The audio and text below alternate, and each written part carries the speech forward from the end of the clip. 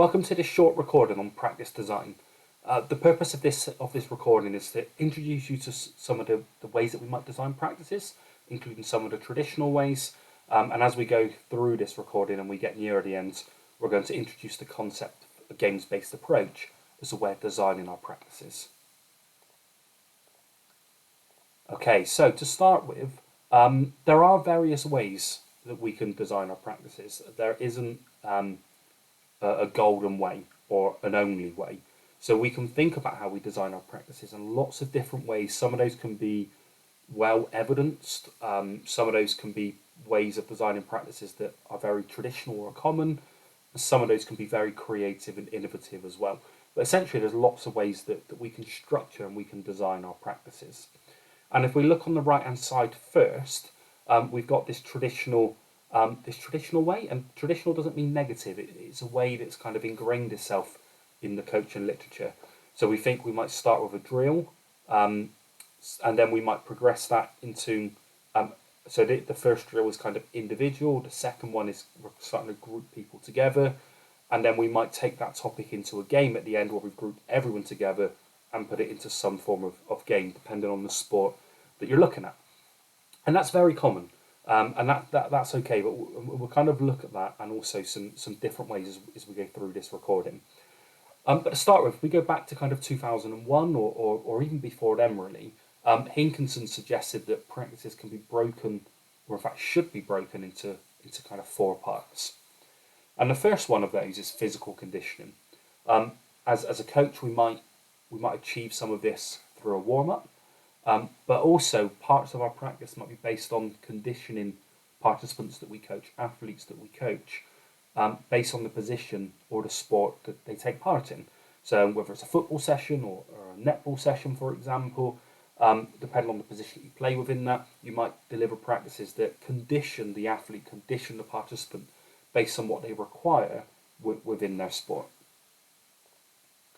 The second part is skill practices, and essentially we're kind of exploring technical development that we require for the sport. So refining our technique, refining our skill sets as an individual. We can do that with people. It doesn't have to be an individual practice, but we're trying to develop individual skill sets.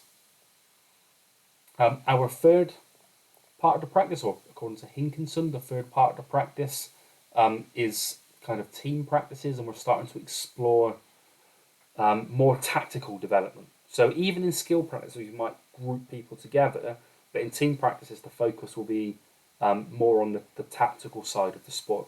And of course, in certain sports, that may be less relevant or less appropriate. Thinking of some individual sports, for example. So that might be a much smaller part in some sports, and it might be a much larger part in other sports. And then the fourth part of a practice is kind of mental preparation. So that could be mentally preparing athletes for training, or for the sport, or for their position, or for matches or games that they might compete in. And in some sports, we might do that on a weekly basis because competition happens once a week or twice a week. And in other sports, that competition might be every few months. There might be tournaments and competitions that are dotted throughout the year, and therefore that preparation might kind of be more important and enhanced in periods of the year. And in some sports, that just happens weekly. So it's just part of training as we do every single week. So that's just a broad concept from Hinkinson, just to start us off. Now, if we think about practice design as, I guess, kind of like a spectrum. So on one side of design, we can see it in a certain way. So let's start here. So we might look at enjoyment first. So on the left-hand side, enjoyment is very low. So we might deliver practices which are really boring, really mundane. I hesitate to say repetitive because repetitive can be really important. But if it's mundane and repetitive, enjoyment might be at the lower end. And then we can deliver practices over on the right-hand side as well. Where actually it's really enjoyable. It captures our attention. It captures our engagement. And ideally, when we deliver practices, I guess we're looking to be on the right-hand side here, where we're looking for our practices to be enjoyable. But the reality is it might not always be, but that's something I guess we're striving for as coaches. But at the same time, we can also think about learning, how much learning is taking place, what developments are we seeing with the participants that we coach. And we're going to look at this, still looking at it as a spectrum, but kind of top to bottom rather than left to right. So obviously at one end we might have a practice that doesn't have much learning, or learning might be very narrow, where we're just learning a very small thing in isolation, and that might be limited, or actually learning just might not be happening that well. All the way through to the top, where actually learning is very advanced. It's appropriate to what the participants need. It's challenging them suitably, and they're learning in a thorough way that's going to enhance their performance in the sport. And I guess really at the golden end, we're looking for a bit of both. Now, what this graph isn't trying to show us is that as we enjoy the session more, we also learn more, because we know that's not true. So it's not a correlation of, the more learning, the more enjoyable, or the more enjoyable, the more learning. And there might be times where we have lots of learning and it might not be that enjoyable. There might be times where we have lots of enjoyment and we might not be learning that much. But really, at the kind of golden end, if we think about this top right scale here, this is kind of what we're trying to strive for as coaches, or what a lot of coaches are trying to strive for. It's enjoyable, it's engaging, and we've also got lots of learning going on within that session. And if we can strike that balance between the two, and think of how we design our practices to achieve that, potentially we've got some really successful practices. Now we'll look at this in the same way in terms of a spectrum, but now we're going to look at this in terms of kind of first of all repetition of skill in the topic. So we can think of this left to right again. We might deliver practices that don't have that much repetition. Lots of different things are happening all of the time. Lots of new things. We don't really get two of the same thing happen. All the way through down to the right, where actually we're just repeating the same practice over and over again. Or maybe not the same practice, but we're repeating the same skill, or the same thing is kind of happening frequently. So we get lots of repetition. And if we look at the up and down as kind of realism to competition, so what we do when we design our practices for training, when the participant or the athlete practices in our sessions, are they practicing and building habits in things that they can then apply when they're in their competition, whether that's a match at the weekend or a tournament structure that happens every few months? Are we delivering stuff in the practice that's transferable to that competition, that's realistic to that competition? And if we are, we're at the top end. And if we're not, then we're at the bottom end. And again, when we coach, we talk about this in coach education on courses that you might do with governing bodies quite a lot, where we're trying to make practices realistic so the athlete can transfer it. But at the same time, we do want repetition, because if we repeatedly or repetitively do something over and over again in an appropriate way, but also do that in a realistic way, then we're building towards a development of skill, and also a development of skill that we can apply in competitions. So this top right, again, is what we're aiming for. But I've delivered sessions which are highly repetitive and have very little realism to the competition. So I'd be in the bottom right. I wouldn't be that high because they're not very realistic. And on the flip side, I've delivered practices that are very realistic, but they're not very repetitive. So they'd be very high, but on the left-hand side of the chart, because the repetition is low. So I guess as coaches, sometimes, not always, but sometimes we might be aiming for that top right corner of the graph. Now, we're going to stick to that theme of looking at practice design as a spectrum. And some of the words that we're going to use, if we look at this from left to right, to start with, we're going to look at kind of isolated practices or constant practices. And these essentially are practices that have lots of repetition, but you don't make too many decisions as a participant, and the focus is very narrow.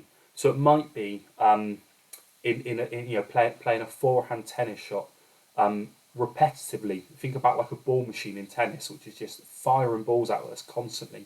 And we might move our body into a position where we know where the tennis ball is always going to land, and we're going to repetitively hit that back with a forehand shot, aiming for the same part of a court over and over again. Or in football, we might think of that as like passing in pairs, where we're repetitively passing the ball in a straight line in the same direction.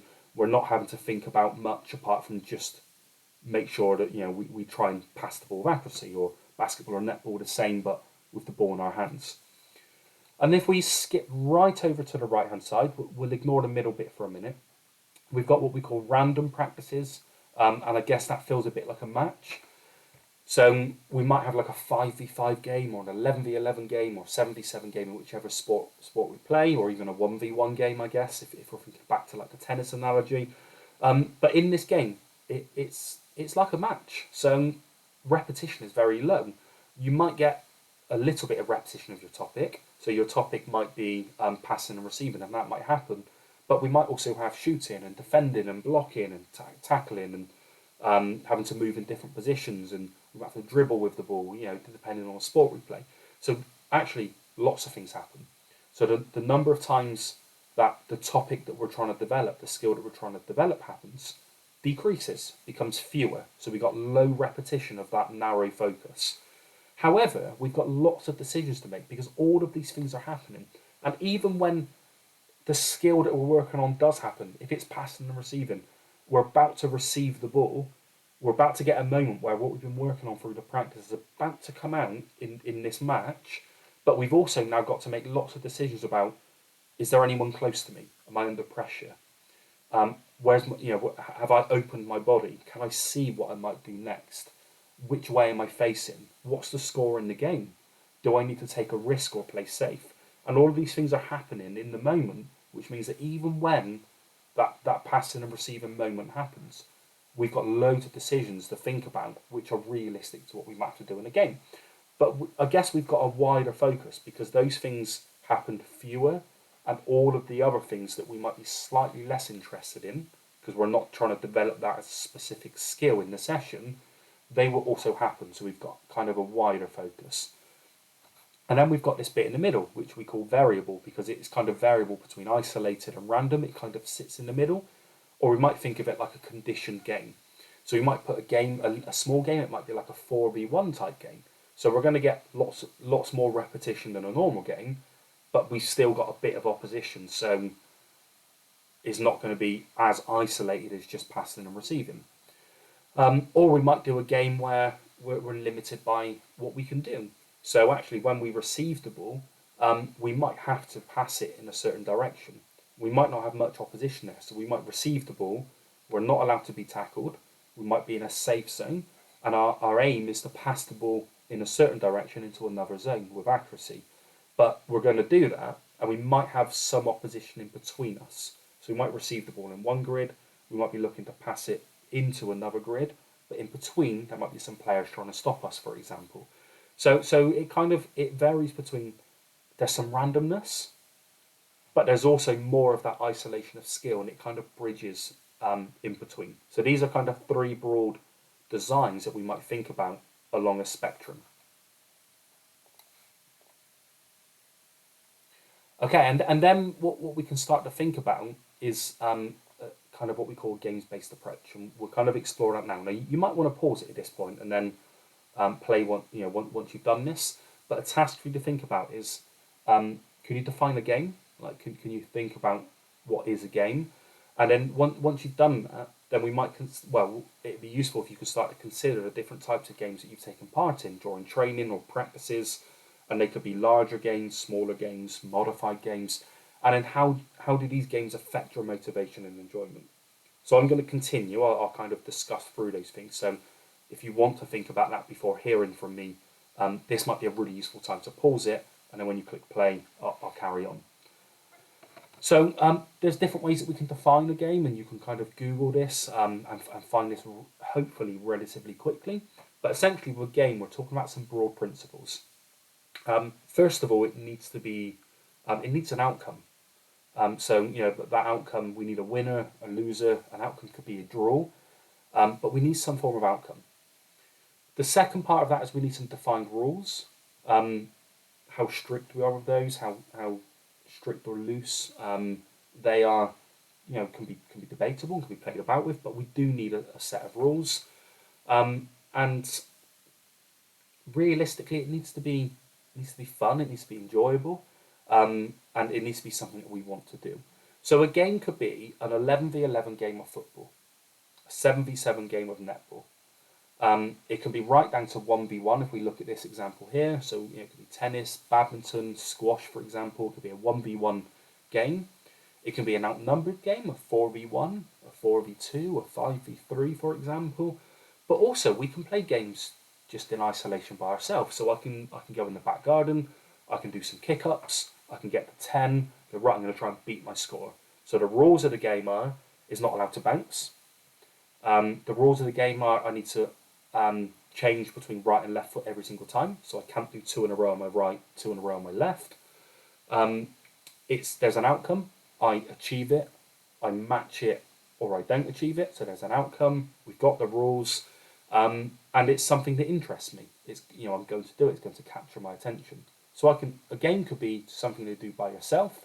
A game could be something you do with just 2 of you, in some form of opposition, or and that could be like if you think about like a relay race. We might race against each other, but we might also just race against our own time or against our own target, for example. And it could be much larger numbers, can involve lots more people. But a game could be very loose. A game could be rock, paper, scissors, all the way through to a game with a rule book of 20 pages or more. So, it can be anywhere in between that as well. And think about the different types of practices we've done when we train. Quite often when I coach, if I coach children, children will say, when are we playing a game? Like, it's what they want to do. And think about what's really popular in society at the moment. So playing video games.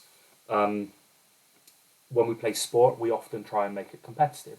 There are things that we enjoy doing. So one of the principles of coaching in terms of design and practices, this isn't a hard and fast rule, but a theory, is the games-based approach.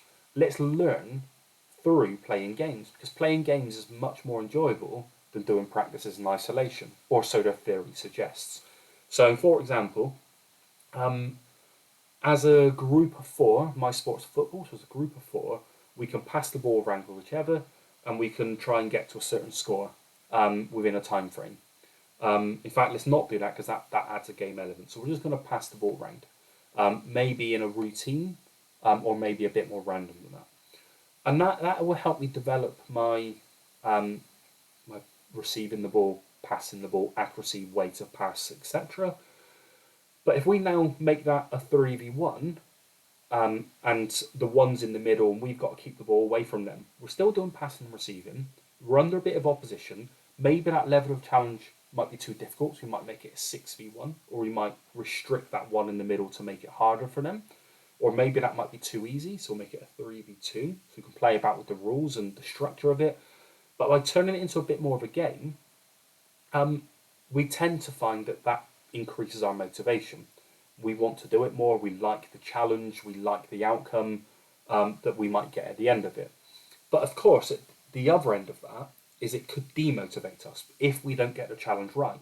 If a game's too difficult, if we're not ready for that yet, or actually what you've done with the game is challenged us too much, that might decrease our motivation, and we might find that really frustrating. So we've got to pitch it right as well if we're going to put games in place. So advocates of a games-based approach, essentially, if we think about that as like a pedagogy, a way of teaching or a way of coaching, there's some literature, and I've suggested some at the bottom that we might go and read where I've got this from, but there's other sources to go and research as well. People who advocate a games-based approach would say that it improves our decision making, not just the number of decisions we have to make, but it's more realistic to what we have to do in a match, in a competition. So it makes us better in that environment as well, because we've got more realistic decisions going on in training. Develops our skill execution, because again we have to do that through decisions, we have to do that through realism or through what we might see in a competition.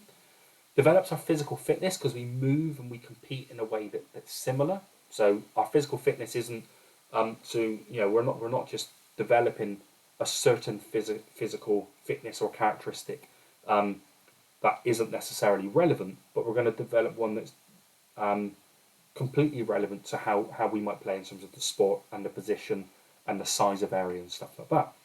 Develops our personal and social development, e.g., responsibility of participants. Coaches that I've worked with in the past have often said, in training I can help, I can stop the practice, I can step in and guide, struggle to do that in competition, in matches. So actually, if we can, and therefore we want the participants to be responsible enough to see when things are going right and wrong, and to respond in a way and support each other with that, and therefore have some responsibility, because we cannot interact in the same way at competition level. So maybe we can start to develop some of that through training as well, through a games-based approach. And also, it motivates and people find it more enjoyable than isolated practices that we might put in instead. Now, just to note, there is less support in the literature for the development of technical skills through a games-based approach. If we think about technical skills in isolation, e.g., just passing and receiving, some people would argue that actually you might not get as much repetition of passing and receiving or your topic. You might not be able to get down to the fine detail of that, but actually you still practice it, and you practice it in a more realistic way, relevant to what you're going to do in your competition. So actually your development is better. That's what some people would argue. But there's less support of the development of those technical skills through a games-based approach in the literature at the moment.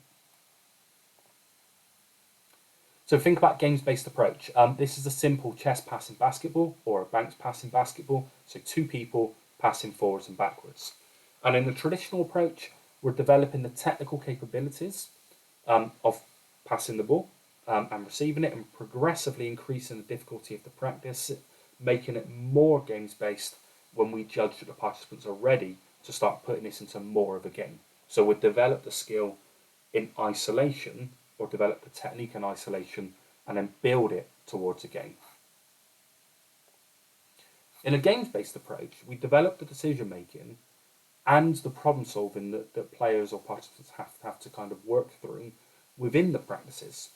And that also develops the technical aspects with them, but with less repetition, but maybe with more realism and more of the decision making and problem solving element.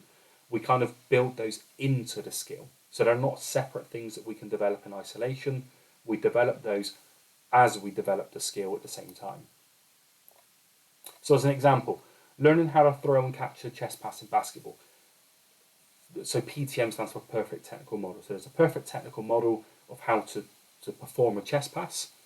And if we think about that as a traditional approach, like the diagram on the left, we're going to perform that, and we're going to be coached in terms of elbow position, arm movement of kind of our limbs, where we position our feet for balance, how we bend our knees, how we release the ball, use of our fingers, etc.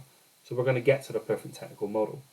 In a games-based approach, we wouldn't necessarily get to that level of detail, or maybe we wouldn't get to it as quickly to the perfect technical model. We'd allow the participant to kind of start to practice these things and figure it out as they go through the practice. We'll still guide it, we'll still support, but we might not support it in the same isolated way.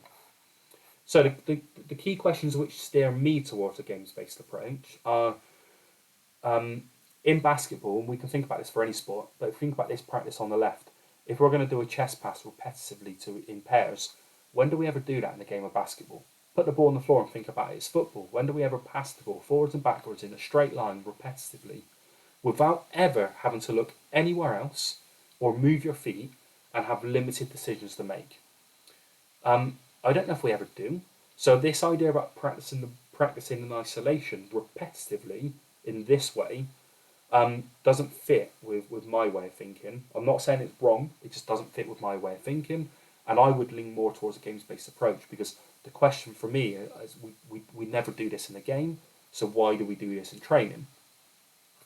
No problem with the counter-argument that actually doing this in training allows us to develop some skills that we can then apply later on. I would argue we need to start applying for that, start looking at how we apply that from the start. So I guess what's really key with coaching, what's really key with coaching is that yes, there are games-based approach advocates. Yes, there are people that will say this is the way to do it, and this is the way not to do it. But everything has a time and a place. Everything. And every practice design, whilst there are critics and there are advocates, there is no rule that we have to design practices in a certain way. So every type of practice does have a place. Every type of practice does have a time. And what's really important is that, what's your why? What's your purpose? If you're doing a practice in isolation and you're going to repetitively do something over and over, why? Why are you doing that? If you're going to do something as a game, again, why are you doing that? And what's really critical to this is, well, the participants need that. So you need to get to know your participants so you can design practices appropriate to what you believe they need and how you believe they can develop that most effectively. So that's the end of the session. Thank you for listening. It's just an introductory session. There's lots more that we can kind of feed in terms of how we design practices. But hopefully, as an introduction to the kind of traditional ways, all the way through to kind of using games, you find this really useful in terms of how you might design and how you might structure your practices.